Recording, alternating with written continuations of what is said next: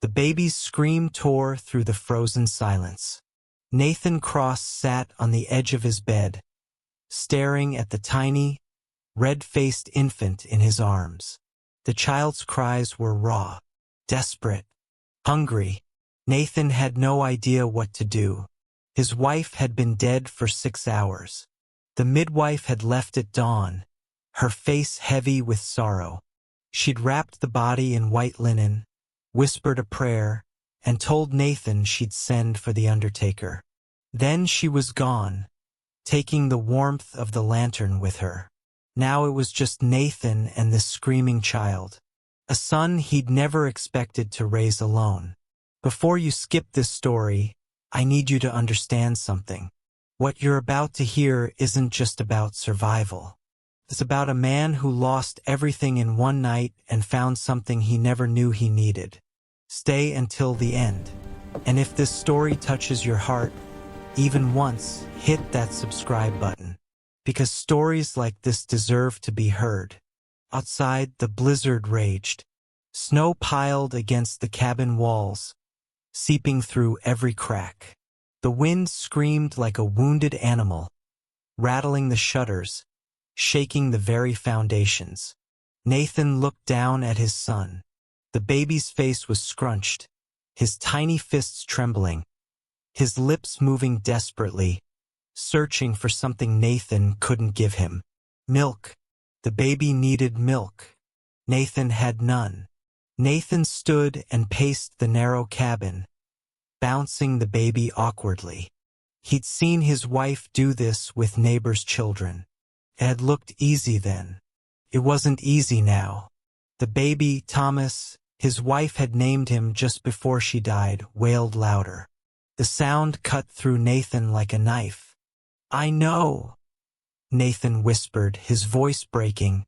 "I know you're hungry. I don't know what to do." He'd tried everything he could think of. Gave Thomas water from a clean cloth. The baby choked and screamed harder. Tried to warm him by the fire. Thomas only cried more. The nearest help was 3 miles away. Old Mrs. Patterson, who had a dairy cow. But the trail was buried under 4 feet of snow. Nathan couldn't make it on foot. And he couldn't take a newborn into a blizzard. They were trapped. The fire in the stove was dying. Nathan had maybe 2 logs left. After that, he'd have to venture outside, dig through the snow to find the woodpile. But he couldn't leave Thomas alone. Not even for 5 minutes. Nathan sank into the rocking chair his wife had loved. Thomas's cries had weakened now. Not because he was comforted, because he was exhausted. Nathan pressed his forehead to his son's. "I'm sorry," he whispered. "I'm so sorry, I don't know how to save you." The cabin felt like a tomb, cold, silent except for the baby's weakening cries. Dark. Nathan had built this place with his own hands 2 years ago. Every log, every nail, every board. He'd imagined filling it with children, with laughter, with life. Now his wife lay in the next room, and his son was dying in his arms. "Please," Nathan prayed to a God he wasn't sure was listening. "Please, send someone. Anyone. I can't do this alone." The wind screamed. The fire crackled. Thomas whimpered. And then, through the storm, came a sound that made Nathan's heart stop. A knock at the door. Nathan's head snapped up. For a moment he thought he'd imagined it. The wind played tricks sometimes. Threw branches against the walls. Made sounds that weren't there. But then it came again. 3 firm knocks. Someone was outside. Nathan stood carefully, Thomas still whimpering against his chest. He crossed to the door and pulled it open. A blast of wind and snow hit him like a physical blow. He had to squint against the white. A figure stood on his porch, completely covered in snow, face hidden by a thick scarf.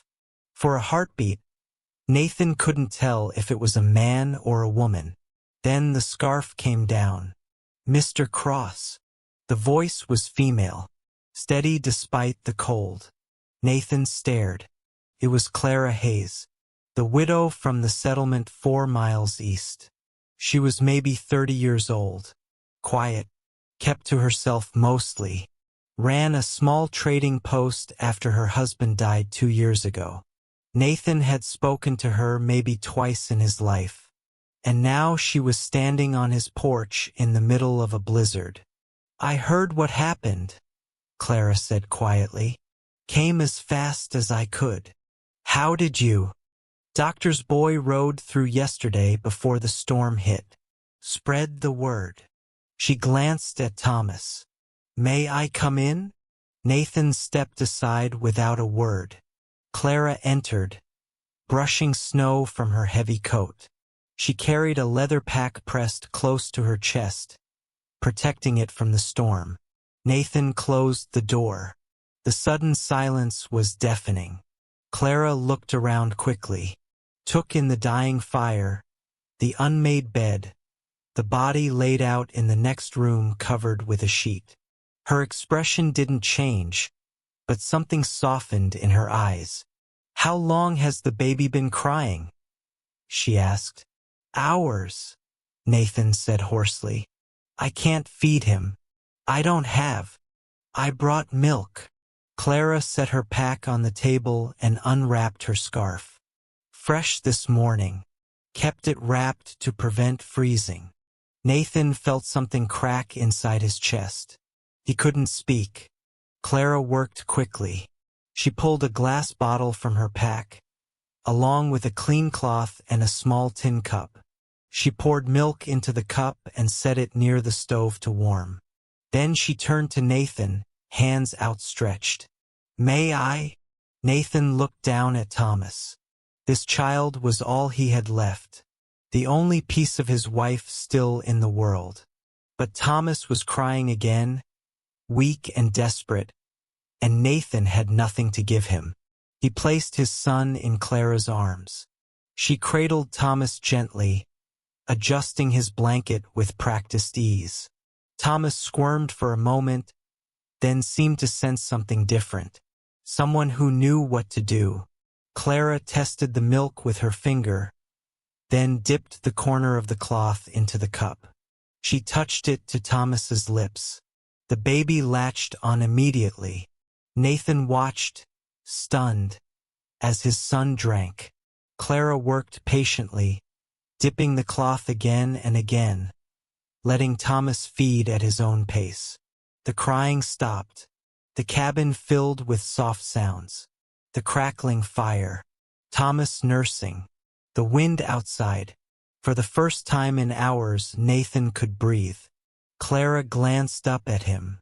"When did you last eat?" Nathan shook his head. "I don't remember." "Sleep." 2 days. Maybe 3. Clara's expression was firm. "Then you'll do both. Now." "Mrs. Hayes, I can't ask you to." "You didn't ask. I offered." Her voice was quiet but unyielding. "Let me help." Nathan didn't have the strength to argue. He sank onto the bench by the table, his body suddenly too heavy to hold upright. Clara moved through the cabin with quiet efficiency. Still holding Thomas in one arm, she added wood to the fire, adjusted the damper, stirred the coals until flames rose higher. Warmth began to spread through the room again. Thomas had stopped crying entirely. His tiny eyes were half closed, his breathing soft and even. Clara settled into the rocking chair, the one Nathan's wife had sat in every evening. Felt strange to see someone else there. Wrong almost, but also somehow right. "He's beautiful," Clara said softly, looking down at the baby. Nathan's throat tightened. His mother wanted to name him Thomas, after her grandfather. It suits him. Silence fell between them. Not uncomfortable, just quiet. Clara rocked slowly. The chair creaked in rhythm. Thomas's breathing deepened. He was asleep. How did you make it through the storm? Nathan asked finally. Started before dawn. The worst hit about halfway. Clara said it matter-of-factly. Took shelter under an overhang for an hour. Then pushed through. You could have died out there. Clara looked at him. Her eyes were calm, gray like storm clouds. So could he. Nathan didn't know what to say to that. He looked down at his hands. Rough, calloused, still trembling slightly. These were the hands that built this cabin, that cleared the land, that held his wife's hand while she died. These hands that couldn't keep his son alive. I don't know what I'm doing, Nathan said quietly. I don't know how to be a father without her. No one does at first, Clara replied. But you'll learn. What if I can't? She looked at him then, really looked at him. And Nathan saw something in her face he hadn't expected. Certainty.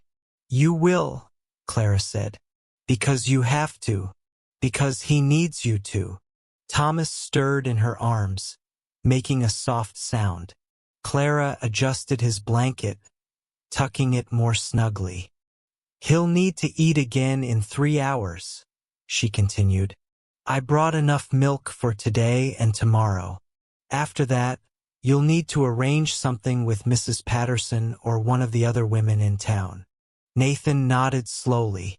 He hadn't thought that far ahead. Couldn't think past the next minute. There's bread in my pack, Clara said. And dried venison. You should eat. I'm not. Eat anyway. Her tone left no room for argument. Nathan reached for the pack and found the food wrapped in cloth. He forced himself to take a bite. Tasted like nothing, but he chewed, swallowed, then another bite. His body woke up, reminding him how long it had been. Clara watched him for a moment, then turned her attention back to Thomas. When did you last sleep? I told you. 2 days. Then you'll sleep now. I'll watch him. I can't ask you to stay. You're not asking. Nathan wanted to protest. Wanted to say he couldn't accept this much kindness from someone he barely knew. But exhaustion was pulling at him like an undertow. Just an hour, he murmured. As long as you need, Clara said. Nathan woke to the sound of humming. For one confused, beautiful moment he thought his wife was there, that the last terrible hours had been a nightmare. Then he opened his eyes and saw Clara sitting by the fire, Thomas cradled in her arms. She was humming something low and soothing, a melody Nathan didn't recognize. The baby was awake but quiet, staring up at her with dark, unfocused eyes. The cabin was warm. The storm still raged outside, but inside everything felt strangely peaceful. Nathan sat up slowly. His back ached from sleeping in his clothes on the narrow bed. The light through the window was dim. Late afternoon, maybe evening. He'd slept for hours. You're awake, Clara said without looking over. I didn't mean to sleep that long. You needed it. She stood carefully and carried Thomas toward him. He's been fed twice, changed once. He's doing well. Nathan took his son. Thomas made a small noise but didn't cry. Nathan looked down at this tiny person who'd turned his world inside out. Felt something shift in his chest. Not love yet, he was too numb for that. But maybe the beginning of it. Thank you, Nathan said quietly. Clara nodded. She moved to the table and began repacking her things. Nathan watched her, became aware of how much she'd done. Fed his son, kept the fire going, let him rest, given him hours of peace he thought he'd lost forever. The storm should break by morning, Clara said. I'll need to head back then, but I can come again in a few days. Bring more milk. Nathan frowned. "Mrs. Hayes, you don't have to." "I know I don't." She turned to face him. "But winter's hard, Mr. Cross. Especially alone. Especially with a newborn." She paused. "I'd like to help, if you'll let me." Nathan didn't know what to say. Pride warred with desperation. He'd always taken care of himself, never asked for help. But this wasn't about him anymore. "I'd be grateful," he said finally. Something softened in Clara's face. Then it settled. The days that followed blurred together. The storm cleared. Clara returned to the settlement. But 3 days later she came back. She brought fresh milk, warm bread, clean clothes for the baby. She stayed for an afternoon, teaching Nathan how to swaddle Thomas properly, how to recognize when he was hungry versus when he just needed comfort. "Hold him close to your chest," Clara instructed, guiding Nathan's arms. "He can hear your heartbeat. It calms him." Nathan did as she said. Thomas's fussing quieted. Clara smiled. "There, you're learning." She came again the following week, and the week after that. Each visit she brought something: food, blankets, firewood she'd paid a boy to haul. She showed Nathan how to warm milk to the right temperature, how to check if Thomas had a fever, how to soothe him when nothing else worked. Slowly the cabin changed. The crushing weight of grief began to lift, replaced by something steadier. Routine, purpose. Nathan learned to anticipate Thomas's needs, to read his cries, to function on broken sleep. The baby grew stronger, his cries louder, his grip firmer, and Clara became a constant presence. She'd arrive in the late morning, cheeks pink from cold, always carrying something. She'd sit by the fire and talk while Nathan worked. About nothing in particular, about everything. Her voice filled the silence that had threatened to swallow him. Nathan found himself listening for her footsteps on the porch, found himself straightening the cabin before she arrived, found himself noticing things: the way she tilted her head when Thomas cooed, the way she hummed without realizing it, the way her hands moved with such gentle certainty. By the time spring arrived, Clara's visits had woven themselves into the fabric of Nathan's life. She came twice a week, sometimes 3 times when the weather allowed. She'd knock softly, let herself in, and immediately reach for Thomas. The baby recognized her now, would kick his legs and make soft noises when he saw her. His small face would brighten. "He knows you," Nathan said one afternoon. Clara smiled down at Thomas, touching his nose with her finger. "Of course he does. Don't you, sweet boy?" Thomas grabbed her finger and held tight. Clara laughed. The sound filled the cabin with warmth Nathan hadn't felt in months. He realized with a strange jolt that he was smiling too. But not everyone smiled when they spoke of Clara Hayes's visits. Nathan first heard the whispers when he went to town for supplies. He was at the general store when he caught fragments of conversation from 2 women near the fabric display. "Every few days, I've heard.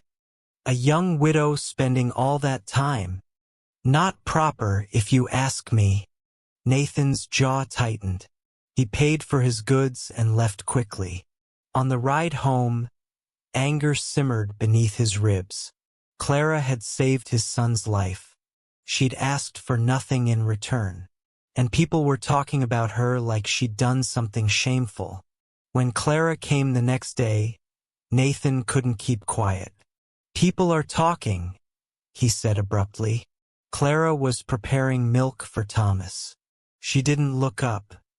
"People always talk. About you coming here." "I know." Nathan frowned. "It doesn't bother you?" Clara set down the bottle, met his eyes. What bothers me is the thought of you and Thomas struggling alone when I could help. That's what matters. She paused. Does it bother you? The talk? It did. But not for the reasons people might think. It bothered him because Clara deserved better than gossip. Because she was kind and good, and the town was repaying her with judgment. I don't want you getting hurt because of me, Nathan said quietly. I'm not hurt by words, Mr. Cross. I'm made of sturdier stuff than that. She picked up Thomas and sat in the rocking chair. Besides, they'll find something else to talk about soon enough. But the whispers didn't fade. Nathan noticed it in the way certain people averted their eyes when he passed. In the tight smiles from church ladies who used to greet him warmly. Yet Clara brushed it all off with quiet dignity. Still, she kept coming. And Nathan couldn't bring himself to ask her to stop. Because the truth was, he needed her. Not just for Thomas, though the baby thrived under her care, but for himself. The cabin felt different when she was there. Less like a tomb, more like a home. Her presence steadied him in ways he couldn't explain and didn't dare examine too closely. One evening in early spring, Clara arrived with troubling news. Thomas was asleep in his cradle. Nathan was mending a harness at the table. Clara set down her basket slowly. Mr. Cross, I need to tell you something. Nathan looked up. What is it? My brother sent word. My mother's taken ill. Badly. She's alone since my father passed. I need to go to her. Nathan felt something drop in his stomach. How far? 2 days' journey. Maybe 3.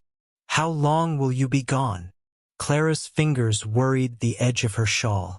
I don't know. A week. Maybe longer. However long she needs me.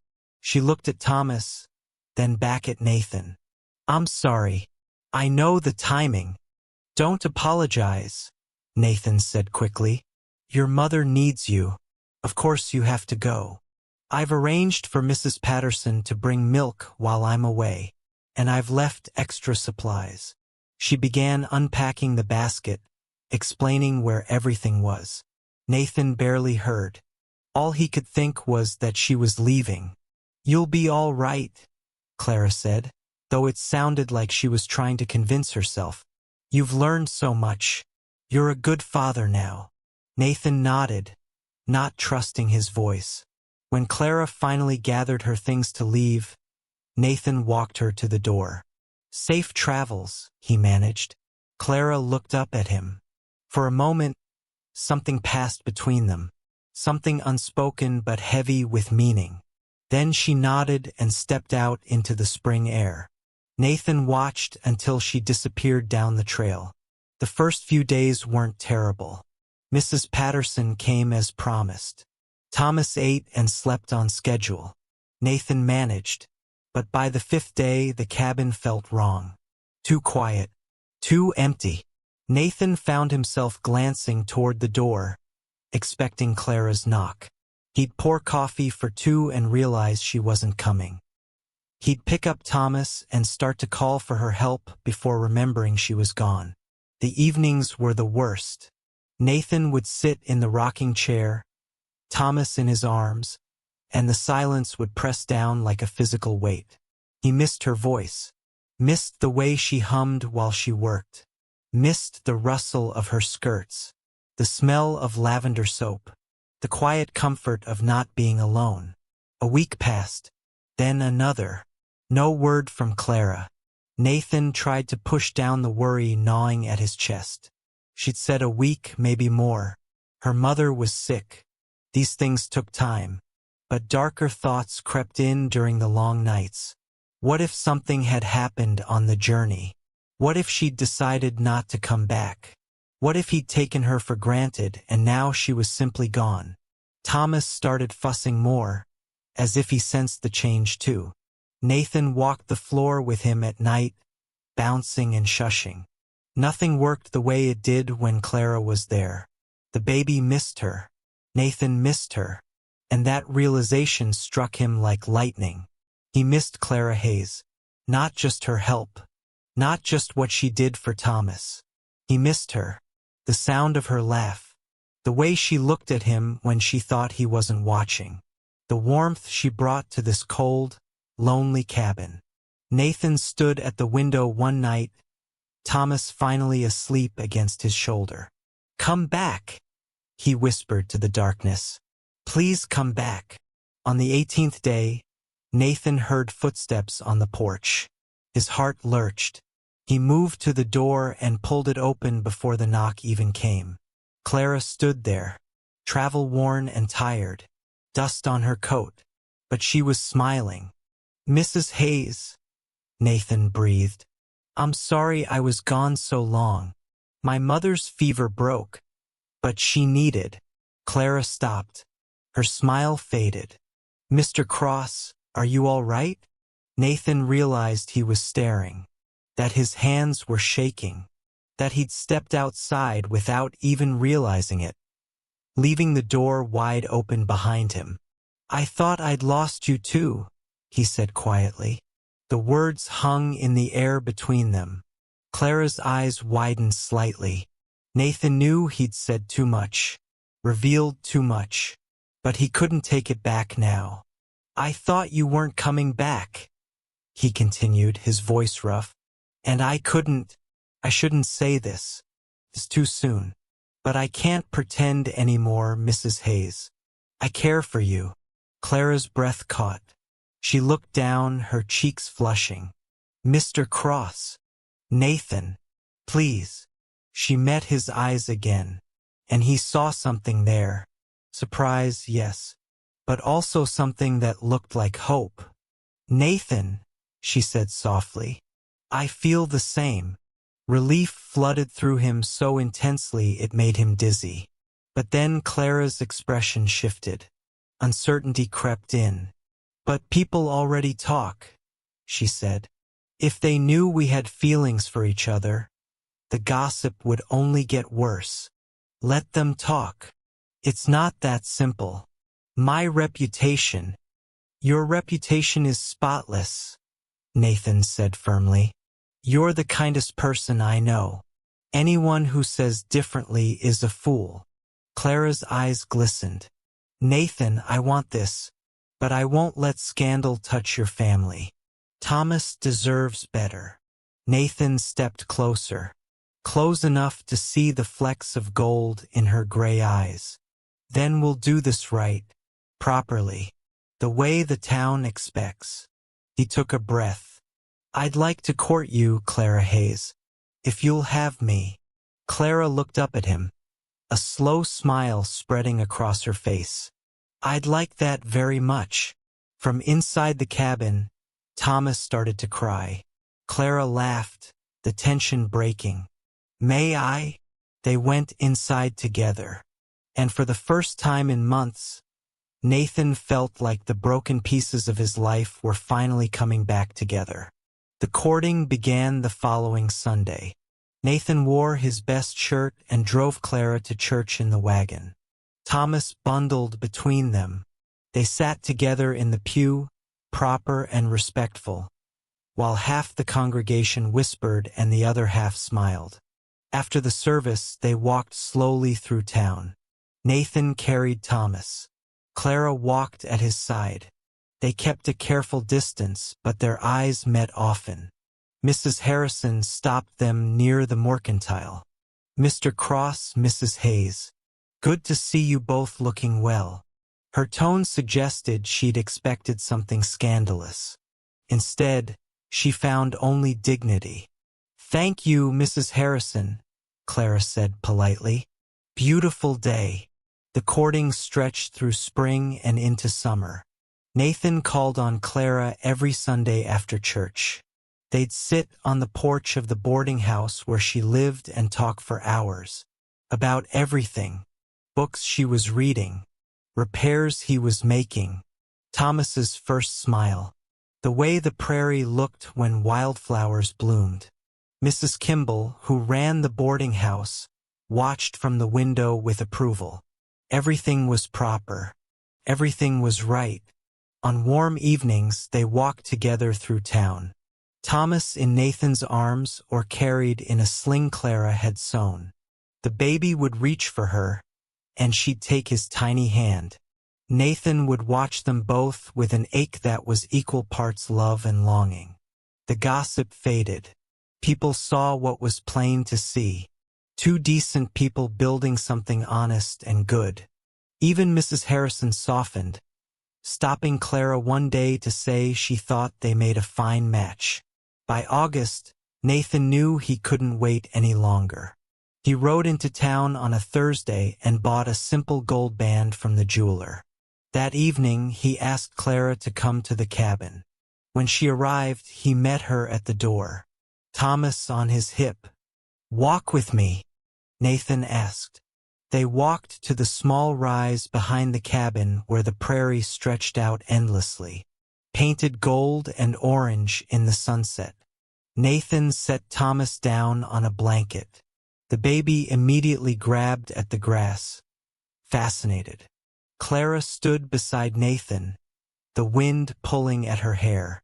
"It's beautiful," she said. "It is." Nathan turned to face her. "Clara, I've been thinking about the future, about what kind of life I want to build." She looked at him, her expression soft and knowing. "I want to build it with you," Nathan continued. "I want Thomas to grow up knowing you as his mother. I want more children if God grants them. I want to wake up every morning and see your face. I want to grow old with you on this prairie." He pulled the ring from his pocket. "Will you marry me?" Clara's eyes filled with tears. "Yes," she whispered. "Yes, Nathan, I will." He slipped the ring onto her finger. She laughed, wiping her eyes.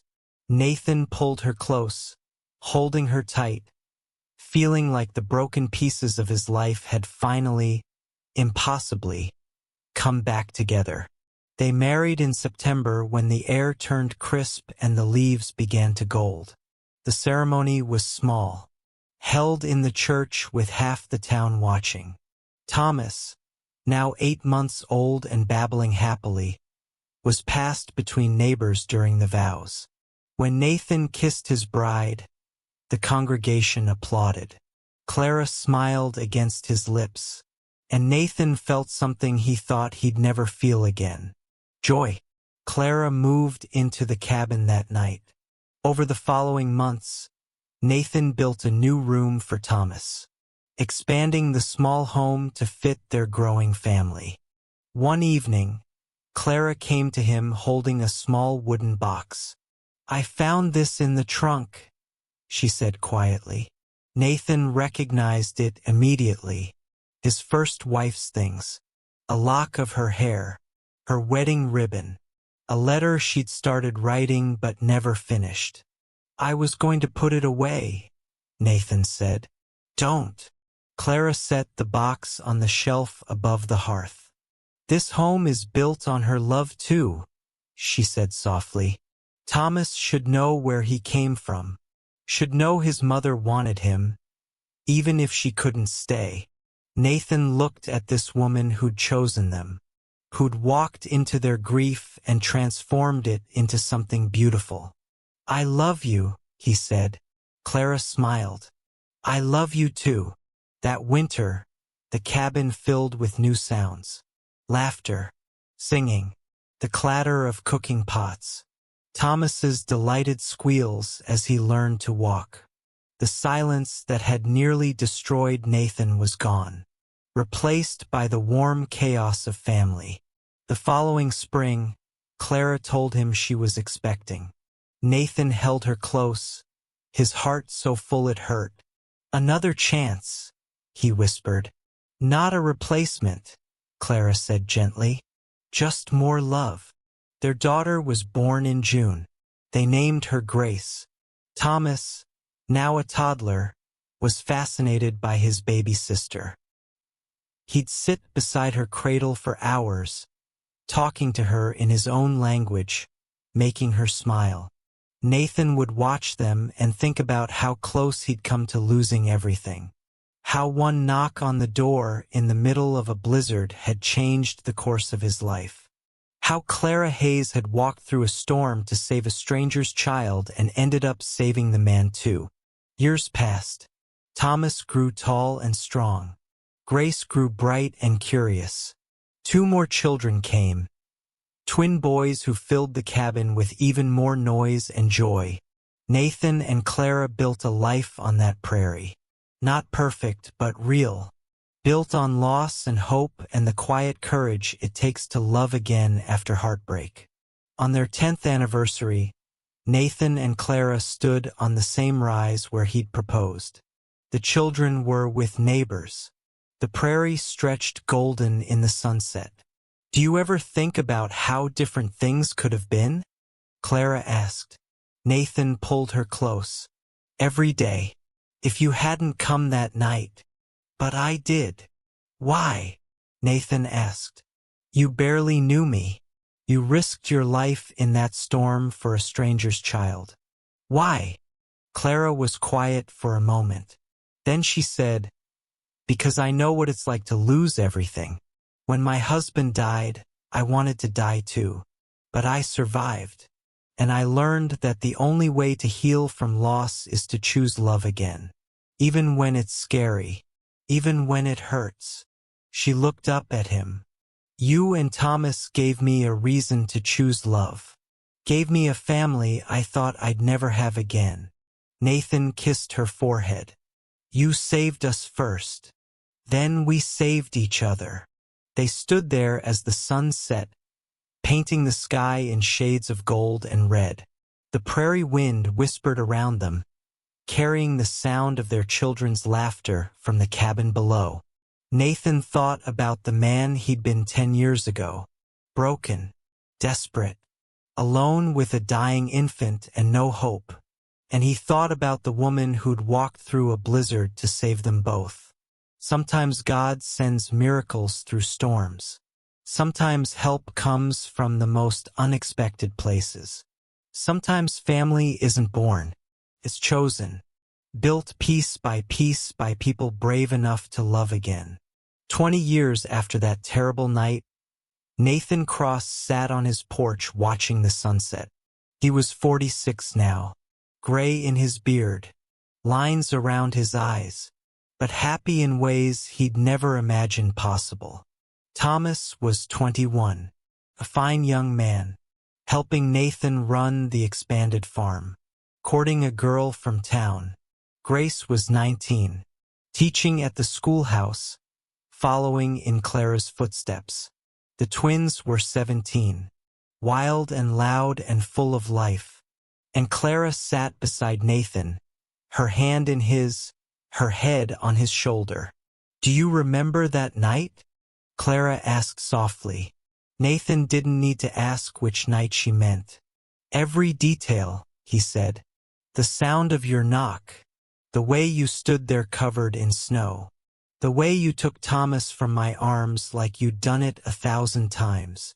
I was terrified, Clara admitted. I didn't know if I could help. Didn't know if the milk would be enough. But I had to try. You saved his life. We saved each other's lives, Clara corrected. I was just as lost as you were, just in a different way. They sat in comfortable silence, watching the prairie turn gold in the fading light. Then Nathan said, I think about her sometimes. My first wife. Wonder what she'd think of all this. She'd be grateful, Clara said without hesitation, that her son grew up loved, that you found happiness again, that you didn't let grief destroy you. Because of you. Because you were brave enough to accept help. Because you let someone in. A wagon appeared on the trail. Thomas returning from town with his girl. They were laughing, their voices carrying on the wind. Nathan smiled. Our son is going to propose to that girl. I know, Clara said. He asked me to help him pick a ring. And I told him the same thing I told our daughters when they asked about love. that it's not about grand gestures or perfect moments. It's about showing up, even when it's hard, especially when it's hard. She looked up at Nathan. Like you did, like I did, like we both chose to do every single day since. Nathan pulled her closer. Best choice I ever made. Second best, Clara corrected with a smile. The first was opening that door. They sat together as the sun set, as the stars began to appear, as their children came home, and Nathan Cross, who'd once been a broken man sitting in the darkness with a dying child, thanked God for the woman who'd knocked on his door in the middle of a blizzard, who'd saved his son, who'd saved him, who'd taught him that love doesn't end with loss, transforms, it grows, it becomes something new, and sometimes, if you're very lucky, it knocks on your door in the middle of a storm. If this story touched your heart, leave a comment telling us what moment moved you most. If you believe in second chances, hit that subscribe button. If you know someone who needs hope today, share this story with them. Because love doesn't end with loss. It just finds new ways to begin. Subscribe for more stories about courage, hope, and the power of showing up. Until next time, thanks for listening.